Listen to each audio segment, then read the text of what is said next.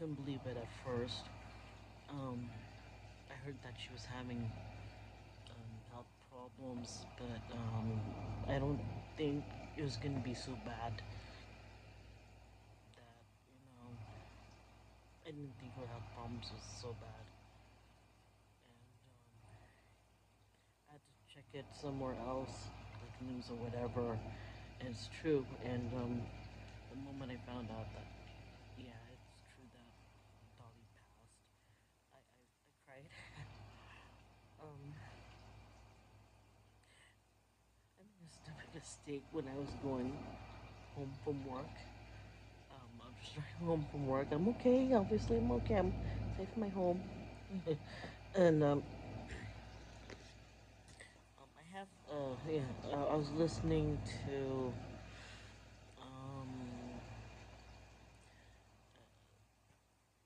the first song that I listened to on my phone is "Reba Mac Tires" and Dolly Parton's version of "Does He Love You?"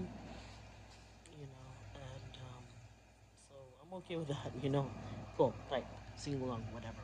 And if at the time I played um,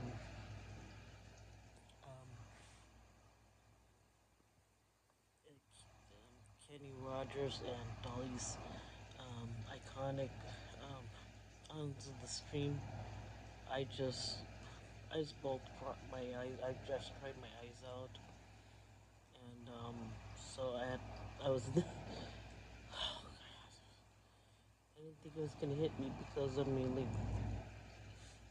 when I heard when I heard my original, my first king and queen of country music together, knowing that Dolly is gonna be reunited with Kenny, I took it really hard to listen to that song, and I had to take some breaths so that I will continue to stay focused on my driving. So hard because I mean, um, all these people, like Generation X people, tell me, am I am I the only Generation Xer or whatever? Especially, um, doesn't matter if you're a country fan, a country music fan or not. Doesn't matter. But when it comes to country music, was the first king and queen of country music who you love so much? Was it Kenny Rogers and Dolly Parton? Raise your hand, like me, my sister. I When I was a kid, a smaller kid in the '70s, not going to school yet. I have one of my aunts would babysit me and my sister in their apartment. I remember um, having my aunts play like Dolly Parton and Kenny Rogers music or whatever in their apartment, and that's how I found out about them. That's how me and my sister learned about them, and ever since then, hearing their music and even the radio and stuff like that, fell in love with their music ever since. It just when it's still hard to know that Kenny's gone for not even 5 years, and the fact that Dolly's gone today, it's hard. It's like she's my she it's losing Dolly. It feels like as if I just lost a really cool, sweet um, favorite aunt of mine. Mm,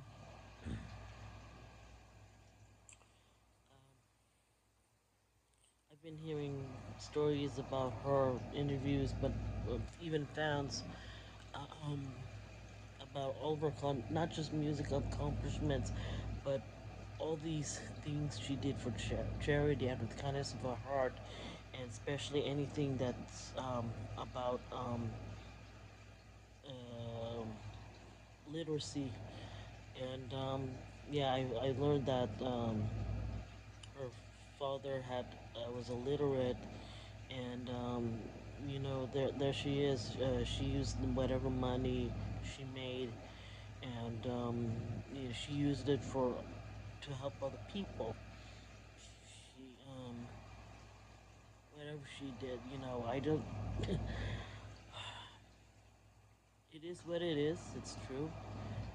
I don't know how Dolly is a freaking genius as a human, not just a career woman, but as a human being. I don't know, because when it comes to show business, there's a lot of BS going on. A lot of victimization. Doesn't matter how old a person is. Doesn't matter. There's some victimization, maybe bullying, and political BS, and you know forms of abuse, different kinds of abuse and all that stuff, um, or abuse of power and stuff like that, especially alien stars. But what blows my mind, even more so, she passed away today, sadly. I don't know how Dolly is one of those rare stars.